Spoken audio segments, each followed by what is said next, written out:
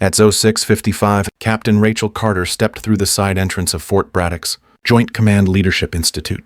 The early October air held a crisp edge, the kind that cut through the seams of a flight suit and carried the sharp scent of diesel, distant concrete, and institutional coffee. She paused briefly just inside the main hallway, adjusting her name patch, then moved with purpose toward the briefing room. She wasn't early out of anxiety. It was habit. Muscle memory burned in from 2 combat tours and years of showing up before anyone else, because she knew what it meant to be the only one who didn't fit the mold. Her boots made soft contact with the waxed floor as she turned the corner. A wall-mounted clock above the double doors ticked silently. Just short of 07:00, she took a breath, squared her shoulders, and entered. Inside, 20 or so officers were already settled into a U-shaped table arrangement. They leaned over folders, joked in half-whispers, and sipped from base-issue paper cups. Not a single head turned as she crossed the threshold. That wasn't the strange part. It was the way the noise shifted. Not silence, just a subtle drop in volume. Laughter fading.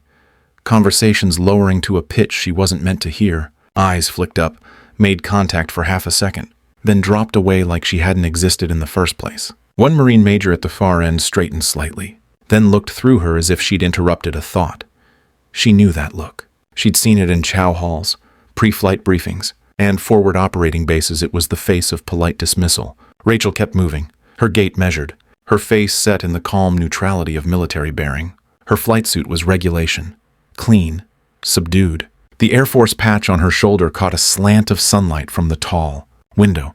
Most of the room wore Army OCPs, a few in Navy khakis. She noted the subtle glance exchanges as she passed empty seats near the middle row, only to find no one shifting their chair or making room. That part was not subtle. She took a position near the back corner, where a few seats were open, but each one required stepping past closely seated officers who made no effort to adjust. She stopped behind one row, resting her hands behind her back in parade rest, eyes forward.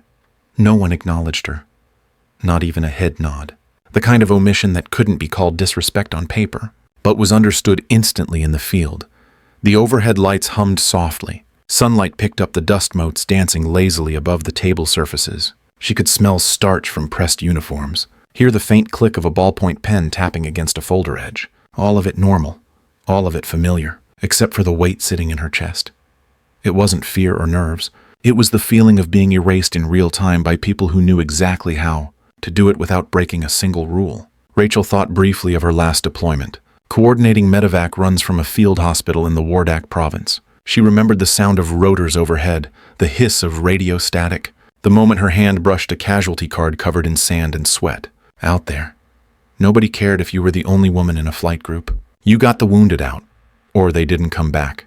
Out there, the job mattered. In here, it seemed the only thing that mattered was who felt entitled to the space. She heard laughter rise again, quieter this time, like a tide that had waited to return once the disruption passed. One voice joked about cold mornings and colder COs. Another responded with a reference to last year's joint ops schedule. The jokes weren't cruel, but none included her. None invited her in. It was the kind of cultural camouflage that excluded without confrontation. No slurs, no raised voices, just a slow, practiced turning away. Rachel stayed standing. The training coordinator hadn't arrived yet. According to the prep email, they were beginning with an overview of Joint Task Command doctrine followed by scenario assignments, nothing complex. Nothing she hadn't briefed herself a dozen times before. She could recite phases of multi-unit coordination in her sleep. But she hadn't come here to prove she could memorize doctrine. She was here because her record showed results in high-risk operations. She was here because someone up the chain had seen her name on a list and circled it. She could still hear Colonel Reeves's voice in her head, sharp and unsentimental. Some rooms will never see you until you've been bled on the floor. Some officers will decide who you are before you speak a word. You don't need to change their minds. You just need to make their doubt irrelevant. A loud scrape echoed as someone shifted their chair, metal legs dragging against tile. It didn't come with an invitation. Rachel kept her eyes forward. She didn't flinch, didn't fidget. The briefing door at the front remained closed. She imagined the colonel walking through, clipboard in hand, starting the session with a welcome that would bypass her entirely. She wondered how long it would take before someone asked who she was. She could wait. Waiting was easy when you'd held pressure bandages in the back of a C-130 during turbulence, wondering if the IV line would hold until touchdown. Waiting was easy when you'd flown into the mountains under blackout. Knowing every delay meant one more name on a casualty list. Silence didn't scare her. Neither did being underestimated. She shifted her stance slightly, just enough to ease the pressure on her left knee, the one she'd banged. During a hard landing outside Kandahar, the ache never went away, but she welcomed it now. It reminded her who she was, what she'd done to be here. The room buzzed on without her. Names were tossed casually between table partners, ranks used with the looseness of familiarity. She counted 2 majors, 6 captains, 4 first lieutenants, and at least 1 Navy LCDR near the middle. No one above an 04 had shown. She recognized none of the faces from her last command. It was 0701. Still no sign of the program lead. A delay, or something deliberate. Rachel didn't move, didn't ask, didn't interrupt. She stood in full view of a room full of leaders who acted like she wasn't there. And she waited. Not to be noticed, not to be liked. She waited because every second she held her ground made their dismissal less about her and more about them. Because sometimes being the only one in the room isn't a weakness, it's a warning. At 0708, the program coordinator still hadn't arrived. The briefing room had settled into a rhythm of low chatter and caffeine, refueling. Rachel stood quietly, still unacknowledged, watching as 2 admin staff moved through the rows with manila folders and slim briefing packets. They handed materials to each seated officer, skipping only one standing figure near the back wall. She didn't flinch when they walked past her, but she noticed. She counted out the seconds it took, 1 second for each folder, 14 total. Her name hadn't been called, and her packet, if it existed, had been filed somewhere else. No accident. Not when the civilian admin glanced directly at her before turning away. Rachel didn't step forward. She didn't speak. She waited for a cue that would never come. Then came the voice behind her. "Well, would you look at that?" Rodriguez's voice carried from the row behind her, pitched just below the volume that could be flagged. "Looks like the Air Force sent us a PR officer. Maybe she's here to run the PowerPoint." The words landed with practiced ease. Not a joke. A tactic. Rachel remained motionless, her spine straight, her gaze still fixed ahead. Webb chuckled low. "Bet she was on the short list because she looks good on a brochure." Captain Thompson, seated nearest to Rachel's left, leaned forward, elbows on the table. "Think she's the one they sent to evaluate us? That'd be rich." Their laughter was quiet, controlled. The kind of controlled that knew exactly where the line was. Rachel didn't look at them. She had trained herself long ago not to give small men big moments, not to respond when silence weighed more than a retort. Her fingers curled slightly behind her back, but nothing else moved. A flash of memory came unbidden. Colonel Reeves, standing in her old squadron office, arms crossed, watching Rachel after she'd been passed over for a sortie slot 3 years ago. "Some rooms," she'd said, "won't see you until your work bleeds through their walls. You'll be twice as good and half as noticed. Keep your mouth shut and your record loud." Another voice in the room asked about lunch rotation and seating assignments.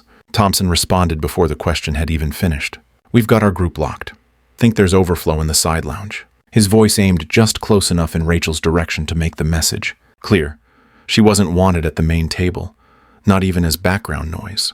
The pressure settled in her chest again. Not panic, not even disappointment. Just the familiar squeeze of being exactly what they expected. Silent, professional, present, and politely disposable. She'd known worse. She'd flown combat support in terrain so narrow her A-10 had skimmed between. Rock faces like a stunt reel. She'd done casualty loadout on a FOB that had come under indirect fire 5 minutes later. But this was the kind of attack you couldn't shoot back at. It wasn't loud. It was precise. The admin staff returned once more with a stack of updated itineraries. Rachel watched one of them stop 2 chairs away, hand a folder to a Navy lieutenant, glance at her clipboard, then skip Rachel again. The look wasn't apologetic. It was trained. "Follow the list. Don't make exceptions." Webb turned in his seat and said something to Thompson with a smirk. Rachel couldn't catch it, but the sideways glance that followed was unmistakable. She was a test to be endured, not a peer to be acknowledged. Rodriguez uncapped his pen and scribbled something in the margin of his notes, then passed it to Webb. A low chuckle followed. Rachel stayed still. The same way she had during every debriefing where she knew the review wouldn't match the performance. The same way she had when the base commander forgot to introduce her during a joint flight certification. She had made a career out of being excellent while invisible. It had worked so far. 10 more minutes passed. The clock ticked toward 0720. The coordinator was now officially late. No announcement, no word, no acknowledgement of Rachel's presence. She moved one step to the right, aligning herself with the structural column. The movement caught Rodriguez's eye. "Careful," he said under his breath. "You'll block the real officer's view." Webb shook his head slowly. The kind of exaggerated disbelief saved for sitcoms and locker rooms. "She probably thinks she's going to command joint ops one day." Thompson chuckled, still facing forward. "Maybe she'll get to organize the 5K fun run. That counts for leadership." Rachel inhaled once through her nose, steady and slow. Her knee ached again. She welcomed it. She imagined standing under the rotor wash of an inbound medevac. Headset crackling, radio squelch drowning out her own heartbeat. That was real noise. This was air. Someone at the far end of the room asked about vehicle access after the session. The response was clipped. A few officers tapped away on issued tablets. Others leaned into casual conversation like nothing had shifted in the air. Rachel didn't shift. She didn't reach for her watch. She didn't adjust her posture. She just watched the door, waiting for it to open, waiting for something different to walk through it. Her silence wasn't surrender, it was preparation, because the room had made a choice, and now it was her turn to let them live with it. When it opened, and it would, the reckoning would come quietly, with fewer words than they expected, and more consequence than they deserved. She would give them nothing now. Not recognition, not anger, not even a flinch. She had learned long ago that some men talked because they hoped you'd talk back. And if you didn't, they'd hear themselves louder than ever. So she waited, the packet missing, the space unoffered. The conversation carried on without her. But her presence, it had already altered the room. They just didn't know it yet. At 07:26, the door to the briefing room opened with a deliberate pull. Not rushed, not tentative. Colonel Alan Prescott stepped inside, clipboard tucked under one arm, expression unreadable beneath a neatly trimmed mustache and the steely poise of a man who had delivered hard news more than once. The room adjusted subtly. Chairs straightened, tablets closed, conversations cut short without being asked. Prescott was known to be exacting, not cruel. But he didn't waste anyone's time. He moved to the front, dropped his folder onto the lectern, and scanned the room without speaking. His eyes paused briefly on Rachel, still standing along the wall. No greeting, no comment, just a glance. Then he spoke. "Good morning, officers. Let's start with some clarity." A few heads nodded. One Navy lieutenant reached for his coffee, then thought better of it. "The scenario you've been reviewing, Desert Sentinel, is not a theoretical exercise." Prescott paused, letting the sentence land. No one moved. "This is a real-time contingency plan requested by CENTCOM as of 0400 this morning. Your work will be incorporated into live operational planning by the end of the week." Any questions? There were none. Even Thompson didn't blink. The shift was instant. Relaxed postures gave way to locked spines and squared shoulders. Officers reached for pens. The few who had been flipping through packets without focus suddenly turned back pages and began underlining in haste. A few whispered updates to one another, mostly checking if they'd missed something earlier. Prescott opened a side folder and pulled out a map overlay, a large version of the same terrain profile most of them had skimmed an hour ago. Now, it wasn't just an academic puzzle. This was going live. "Desert Sentinel," he continued, "involves forward deployments into Class 2 territory. Your job is to assess coordination capabilities across units operating under degraded comms and GPS denial. The FOB in question is located in terrain requiring rotary wing insertions. No fixed wing access. Think real-time CASEVAC, not PowerPoint planning." Rachel didn't move, but her breath deepened slightly. She knew this terrain, not from simulations, from sitting in a UH-60 side door open, one boot on the skid, scanning a valley through NVGs while the comms cut in and out every 30 seconds. She had coordinated extractions under fire when ground calls came in through half a sentence and 2 bursts of static. She had flown above this exact layout. She looked around. None of them knew yet. The colonel flipped a page. "We've confirmed that the scenario elements you'll be working from were drafted based on real-world data. Intelligence inputs have been scrubbed for security but maintain tactical integrity. You'll be divided into 4-person teams. Team leads will be assigned by tomorrow's rotation. Your preliminary recommendations will be reviewed by a general officer. Observer panel on Friday." Someone near the front exhaled slowly. Another muttered something under his breath and scribbled faster. The weight of the task had become real, and it showed. Prescott let his eyes sweep the room again. "I'll be back in 30 to review initial assessments. Work smart, and don't assume this is a box-checking exercise. What you draft here will move with people in the field." Then he closed the folder, stepped back, and exited without waiting for responses. The door clicked shut behind him. The The silence left in his wake was heavy. Rachel finally shifted her stance, just slightly, enough to ease the tension in her back. Nobody had turned toward her, but they were all glancing around, recalibrating. The jokes were gone, the condescension muted. They were standing inside an assignment with live consequences, and they knew it. What they didn't know not yet was that every scenario line they were about to dissect had been built off Rachel's own missions. Not imagined, not modeled, lived. And that shift hadn't even begun to hit them. At 07:38, the door opened again. Colonel Prescott stepped back into the room with no introduction. No papers this time. He scanned the group, then rested his eyes briefly near the back wall. Captain Carter, front and center, assumed the lead briefing position. Silence hit the room like a dropped rucksack. Every head turned. A few coffee cups froze midair. A low shuffle of papers ceased completely. Someone exhaled too loud and quickly covered it with a cough. Rachel didn't blink. She moved. She stepped forward without hesitation, her steps measured but quiet, boots making soft, deliberate contact with the tile. She didn't rush, didn't look left or right. She reached the whiteboard, picked up the marker with her right hand, and faced the board for 2 seconds before turning toward the group. Everyone watched. Phase 1, forward operating base establishment within the first 48 hours. Post-deployment, primary tactical obstacles, terrain elevation variance exceeding 1,500 feet. Over short travel bands, absence of reliable hard surface LZs, and a high-density electromagnetic interference profile. The words didn't come from slides, they came from the field. Communication protocols must account for dead zones across canyon interiors. Teams will operate under routine GPS denial. Units require trained operators for analog fallback sync guards with frequency, hot presets already embedded, plus manual authentication cards in sealed packets. Rodriguez shifted in his chair. Webb sat back slowly. Thompson tapped his pen but made no notes. Rachel drew a quick schematic on the board, labeling supply corridors, triage triads, and overwatch zones. Evacuation procedures for case-evac teams must be routed along terrain. Brake lines, not ridge tops. Rotary wing movement is limited to low-lift frames, UH-60 max. No CH-47s in current wind conditions. Cross-loading wounded by triage tag color at secondary LZ is mandatory to avoid bottlenecks.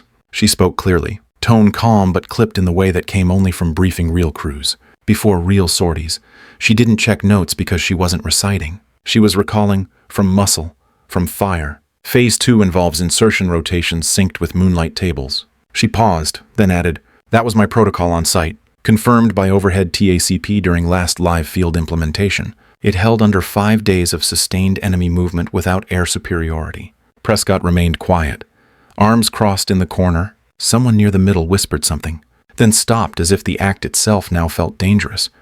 Rachel didn't notice, or if she did, she didn't let it register. "When coordinating units for sector stabilization," she continued, "platoon-sized elements should be broken into 2 fire teams plus a rear. Technical support unit. Commanders must rotate squad leads every 48 hours or risk cognitive fatigue impairing judgment in tight call decisions." The room wasn't just listening, it was learning. Even those who had dismissed her an hour earlier were now scribbling details. Because what she delivered wasn't just strategic theory. It was doctrine born in contact, hardened in reality. Rachel put the marker down. "All units must assume intermittent air support. No assumptions on overwatch. Prepare as if denied. That's the only guarantee you'll get out there." Prescott finally spoke. "Thank you, Captain. That'll be all for now." She nodded once and returned to her place at the back. Posture unshaken. No one spoke. Not right away, but something had shifted. They didn't see a flyer in a jumpsuit anymore. They saw the planner their mission was modeled after. And for the first time since walking in, Rachel Carter wasn't invisible. She was inevitable. By 09:15, the tone in the room had shifted, but not in the way Rachel Carter had hoped. Her presentation was still fresh in everyone's mind. The authority in her delivery, the way her fingers moved across the whiteboard without hesitation, the depth of her operational references, all of it had landed. But now came the second wave. Not open dismissal this time.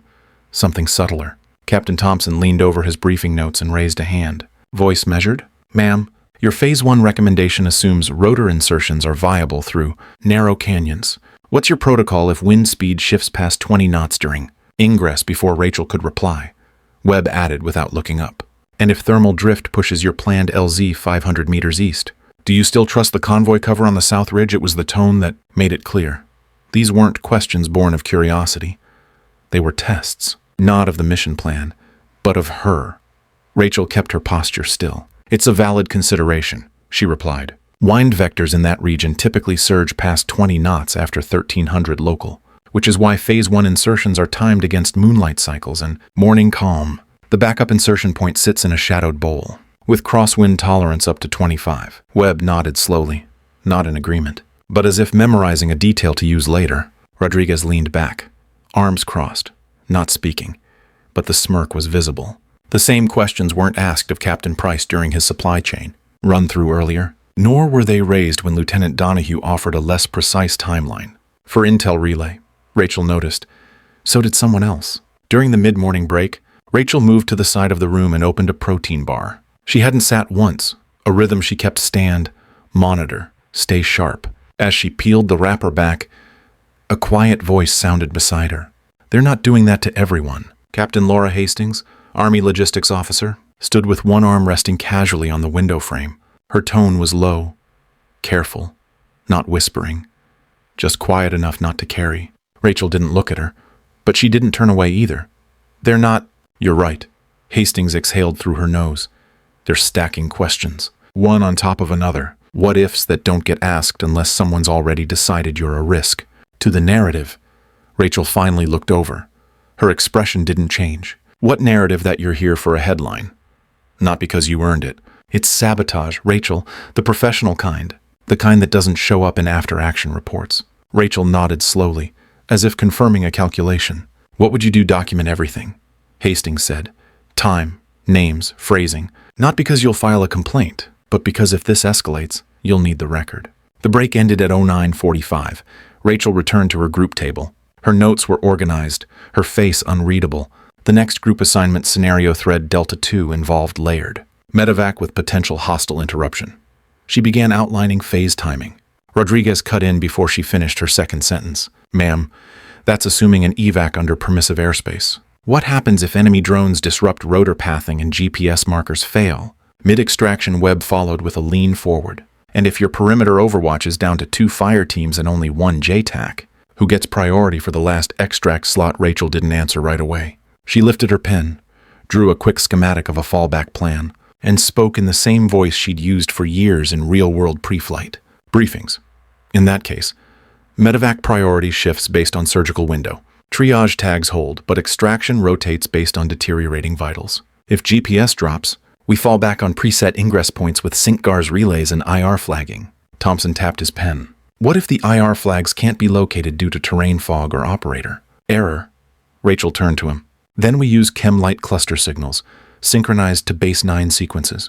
We're not reinventing fire here, Captain. We're just planning like lives depend on it. The moment hung for a second too long. Across the room, a junior Marine raised an eyebrow, scribbled something, and muttered to his seatmate. Rachel caught the edge of the comment.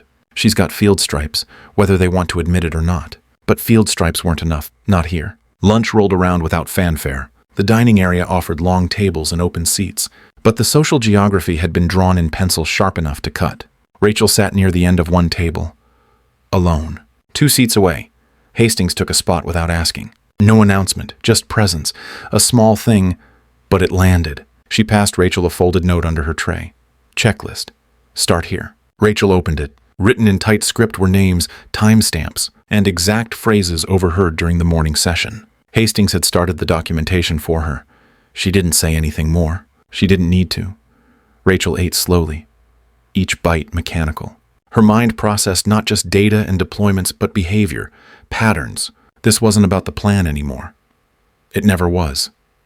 This was survival, and she wasn't new to that game. At 13:04, just after the team had returned from lunch, Colonel Prescott stepped back into the room.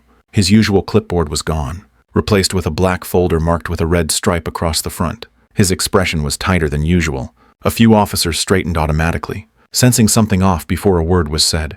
Prescott walked to the center of the room and closed the folder against his thigh. We have new tasking. 2 forward operating bases in Sector Echo have encountered active hostilities. As of 10:22 this morning, enemy activity matches the operational patterns in your scenario thread. Your planning assessments will be reviewed by Field Command by 0600 tomorrow. For immediate integration. The room went still. Webb sat back, his jaw shifting once, like he was grinding an unspoken curse between his teeth. Thompson dropped his pen. Rodriguez muttered a low, "Damn," just audible enough. Prescott continued, "Your next working block begins now. You will update your scenario planning with additional constraints based on current field data. Specific targets have been scrubbed from the briefing for classification reasons, but you'll have the tactical layout. Assume degraded comms, active UAV presence, and urgent case evac requests." Rachel didn't move. She recognized the way his voice changed, not in tone, but in content. This wasn't a hypothetical exercise anymore. This was someone preparing to feed work product into a live operation. There wasn't room for theory now. The war had moved inside the briefing room. "You'll brief General Wilson's evaluation team tomorrow. These aren't academic grades. Command slot considerations are being finalized based on your performance." Prescott gave a slight nod and left without ceremony. The door shut softly. Panic doesn't always sound loud. Sometimes it shows in movement. A hand reaching for coffee but missing the handle. A glance exchanged a second too long. Fingers rifling through pages that were familiar 2 hours ago, and now looked foreign. Webb looked down at the whiteboard notes Rachel had written earlier. Thompson flipped back 3 pages in his binder and stared without reading. Rodriguez tapped the table, a staccato rhythm that had nothing to do with thought. Rachel's hands didn't move. Her face didn't shift. She'd lived through this tempo before, not just planning under pressure, but planning while knowing someone else's survival depended on her math. Her timing, her terrain calls. Her first experience with a live HH-60M evac under contact came during a spring dust storm in Afghanistan, flying blackout into a dry riverbed with 3 wounded Marines who couldn't wait for daylight. Back then, the radio had cut out halfway through approach. She'd coordinated extraction using a single flare and a flashlight sequence, pulsed from a forward observer's scoped rifle. The rotors had touched dirt with 13 seconds to spare. This wasn't new. Her eyes scanned the updated terrain packet Prescott had left at the front. She stepped forward without being asked and retrieved it. No hesitation, no announcement, just the move of someone who knew what to do when the situation turned real. She returned to her table, spread the map across the top, and began reworking insertion timelines in pencil. The only sound was graphite against paper and the shuffle of boots as others slowly tried to catch up. Rachel didn't look at anyone. She didn't need to. She was already 10 minutes into a solution they hadn't realized they'd need. At 15:12, Rachel Carter stood at the head of the team's planning table. The laminated map of Sector Echo was pinned under elbows and coffee mugs. Terrain lines cut across with red grease pencil and unit call signs. Colonel Prescott had formally assigned her as tactical lead for the upcoming review with General Wilson. The assignment came without preamble, but the reaction was instant. Thompson raised his hand before she even spoke. "I think this phase might benefit from a rotating lead model. Input from all branches. Keeps bias out of the solution set." Rodriguez nodded. "Cross-functional leadership structure. Keeps things fluid. More equitable." Webb added with a smile that didn't reach his eyes. "We're not saying she can't run it. Just that shared input might avoid tunnel vision." Rachel didn't sit. She didn't back away. She just placed the red marker down with precision and looked at the map. "If any of you have a better evacuation flow model that holds under degraded comms, GPS loss, and kinetic threat within a 3-hour window, present it now. Otherwise, we move on." Rodriguez flipped through his notes but didn't speak. Thompson glanced at Webb, who suddenly seemed very interested in his tablet. The tension thickened.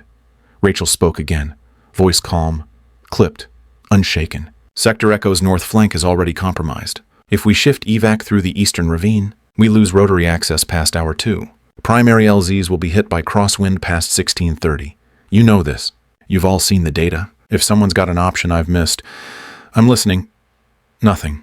Outside the room, the sound of boots passed in the hallway, distant and rhythmic. Inside, silence. The door opened. Major General Renee Wilson stepped in with a folder tucked under her arm and a glance that sliced without raising her voice. She moved to the back of the room and stood silently, observing. No announcement, no interaction, just presence. The effect was immediate. Chairs straightened. Faces shifted. Rachel didn't acknowledge her yet. She continued. "Extraction priority rotates on medical severity first. Mission criticality second. All routes are marked with redundant signal paths. Field relays use IR flags with secondary chem light clusters as fallback. Comms shift to sync GARs on preset Alpha 3. All frequency cards pre-assigned by command slot." She looked up. "Captain Thompson, do you disagree with the sequence?" He opened his mouth, closed it. "No, ma'am." Rodriguez. No response. Webb. He tapped his pen once and muttered, "Plan's tight." Rachel nodded. "Then we execute this version, unless Major General Wilson sees an issue." The general didn't blink. "Proceed." Rachel resumed the plan summary. Her voice didn't rise, her hand didn't shake. The contrast was unmistakable. One officer spoke with command, the others with caution. They had tried to dilute her authority, but in the presence of real pressure and real leadership, they had nothing left to say. And Rachel Carter had everything she needed. At 17:02, the final review session began. The room was dimmer now, the overhead lights casting long shadows across the map tables. Officers sat with backs straight, jackets rebuttoned. Every tablet and note packet neatly squared off. No one spoke unless asked. The air held a strange quiet. Not boredom, not fatigue, anticipation. Major General Renee Wilson stood at the head of the room. Her voice was steady, neutral, clipped the way senior command learned to speak when their words would echo. Far beyond the room they were set in, this team delivered a viable deployment package for an active forward zone. Under combat conditions, she didn't glance down at her folder. And Captain Carter's phase prioritization, CASEVAC integration, and insertion timing were adopted without modification. The silence didn't shift. It deepened. Her tone didn't change, but her eyes did just slightly. Competence is expected, but leadership that holds under doubt, that's rare. Rachel sat at the edge of the front table, hands still, back straight, face unreadable. Wilson closed her folder. She looked once more around the room. That's all. She turned to leave. Before she could reach the door, it opened from the outside. The room froze. 4-star General Grace Monroe entered, her presence preceding her like a drop in atmospheric pressure. No aides, no announcement, just boots on tile and eyes that missed nothing. The officers rose as if on reflex. Chairs scraped back. Postures snapped into alignment. Rachel stood last. Monroe didn't look at anyone else. She walked straight to Rachel, each step deliberate, heel strikes absorbed by the quiet of the room. She stopped 2 feet away, then raised her right hand in a crisp, unhurried salute. Rachel returned it without blinking. Monroe held the gesture for half a second longer than standard, then dropped it cleanly. She looked directly into Rachel's eyes. No smile, no theatrical pause, just the voice of someone who knew what it meant to be the only woman in a room that never invited you in. "Captain Carter, you're the quiet excellence that makes everything else possible." She said nothing else. No medal, no commendation. Just recognition. She turned, walked out, and left the door swinging behind her. No one moved for 10 seconds. Not a breath, not a whisper. Then slowly, without cue, officers sat. A few glanced Rachel's way. This time not with calculation. With awareness. Respect had not been granted. It had been earned. In silence. In clarity.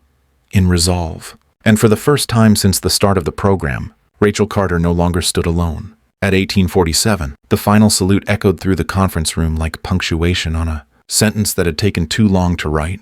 Major General Wilson's voice was even when she gave the final remarks.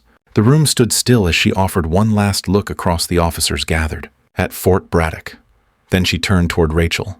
"Captain Carter, you'll report to D.C. next month. Congratulations, Major." The words landed without fanfare, but they didn't need it. The new rank said everything the past 48 hours had left unsaid. There were no cheers, just silence. And then a slow shifting chairs moved, postures loosened, and the gravity of what had just occurred began to settle in. Rachel didn't smile. She nodded once and returned the salute with precision. Her orders came through that night. Reassignment to the Pentagon's Strategic Planning and Integration Division, effective immediately. Embedded advisory role to Congressional Defense Oversight, not because of optics, not for diversity metrics, but because her operational recommendations were already being used in 2 active theaters, because 3 medevacs had landed without casualties, because her plan had worked. The same officers who once questioned her precision now circled back in 2s and 3s. Rodriguez found her near the stairwell before evening chow. "Ma'am, if you've got time before D.C., I'd like to pick your brain on rotor coordination in low signal zones." Thompson approached next, hands tucked awkwardly behind his back. Didn't see it at first. "I do now. Learned a lot."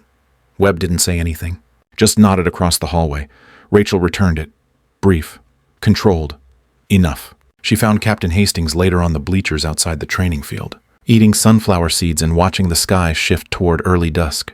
Hastings looked over and offered half a smile. "Figured you'd make rank before this was over. Didn't think you'd do it so quietly." Rachel sat next to her, knees squared forward, hands resting in her lap. Wasn't about making noise. Hastings shrugged. Still, that silence, it moved the whole room. They talked until the sun dropped below the horizon. Mostly about nothing. A few stories? A few names? Hastings handed over a printout of one of Rachel's briefings, annotated in red. I'm stealing this for my next logistics cycle. You good with that? Rachel looked over the notes, then handed it back. Make it better. A week later, she stood in a secured wing of the Pentagon, badge clipped to her collar, a folder tucked under one arm, waiting for a closed-door meeting with senior legislative aides. The conference table had brass plates instead of rank insignia. The language was more measured, but the stakes were no less urgent. She was no longer briefing pilots. She was briefing policymakers. This time they listened. She offered field data that contradicted assumptions. She clarified tactical priorities. She used phrases like phased insertion and comms redundancy with the same cadence she'd once used in the cockpit of an A-10. One aide, former Army, by the look of his posture, leaned forward during the second session. You've seen all this up close, haven't you? Rachel didn't blink. I've seen enough to know what happens when planning breaks down. There was no applause, just pen on paper, and a follow-up request for her to sit in on a subcommittee session. Rachel Carter walked out of that room with her head level, her hands steady. No fanfare, no welcome parade. But this time, no silence, either. She returned to her new office, where her call sign still hung in a small frame near the back wall. Below it sat a copy of the Desert Sentinel operational map. Now annotated in blue ink, the final version. Lives had been saved, not because she demanded space, but because she filled it without asking.